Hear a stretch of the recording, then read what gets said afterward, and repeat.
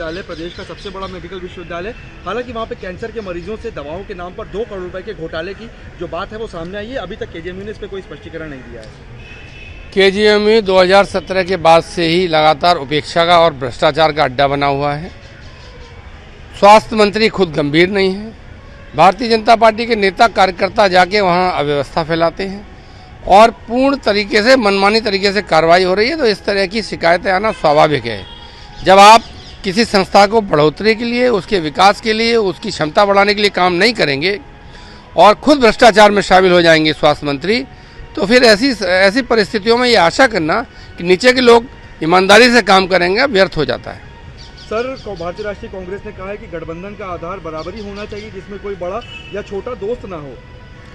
ये तो बहुत अच्छी बात उन्होंने कही है, क्योंकि कांग्रेस एक बड़ी पार्टी है और अगर वही कह रही है कि सबको बराबरी के और समानता के भाव से गठबंधन में बैठना चाहिए तो बहुत अच्छी बात है।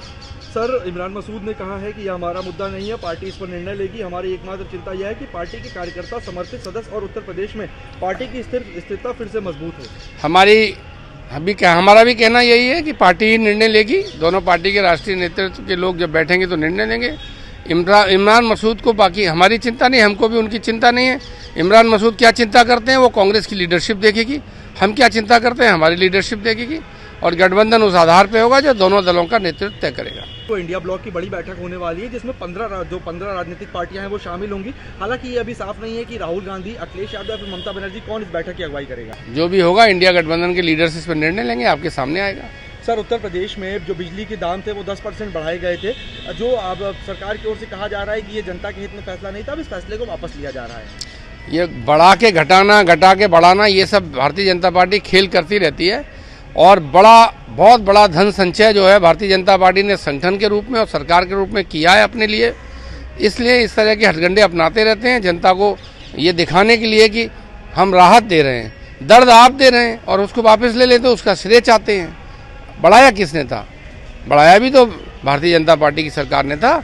उन्हें बिजली बनाने की क्षमता विकसित करने पर काम करना चाहिए। अगर उत्तर प्रदेश के बिजली का उत्पादन है वो बढ़ जाएगा तो स्वाभाविक रूप से उत्तर प्रदेश को सस्ती बिजली मिलेगी। सर, उत्तर प्रदेश की शिक्षा मंत्री हैं, कह रही हैं कि अपने पहनावे पर महिला शिक्षकों को ध्यान देने की जरूरत है। पता ही नहीं चलता कौन छात्र है और कौन शिक्षक। अब ये शिक्षा मंत्री को भी अपनी क्या गाइडलाइंस उन्होंने दी हैं, ये उनको शिक्षाविदों से बैठ के, छात्र संघों के और छात्र राजनीति से जुड़े लोगों से बैठ के एक ऐसा व्यवस्था बनानी चाहिए जिसके लागू होने से शिक्षा आसान हो, पहनावे और इसके में ही शिक्षा फंस के न रह जाए और मूल गुणवत्ता से की जो शिक्षा है उस पर ध्यान देना चाहिए। अगर क्वालिटी एजुकेशन अच्छा होगा तो बाकी सब चीज़ें अपने आप ठीक हो जाएंगी। सर, एक आखिरी सवाल आपसे लूंगा। पश्चिम बंगाल की मुख्यमंत्री ममता बनर्जी अपने पार्टी के नेताओं पर हुए हमले के विरोध में आज एक बड़े प्रदर्शन की शुरुआत करने जा रही हैं। कल उन्होंने एक बड़ी बैठक ली जिसमें उनकी पार्टी के तमाम विधायक भी नहीं शामिल थे। बीजेपी का कहना है कि अब इनके नेता ही इनके साथ नहीं है, ये सिर्फ झूठ की राजनीति कर रही हैं।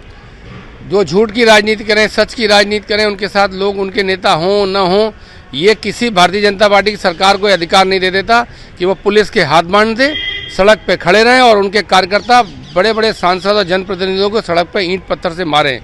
ये बारबेरिक है, ये जंगली व्यवहार है और ये जंगली व्यवहार भारतीय जनता पार्टी की नई बनी सरकार के नेतृत्व में हो रहा है।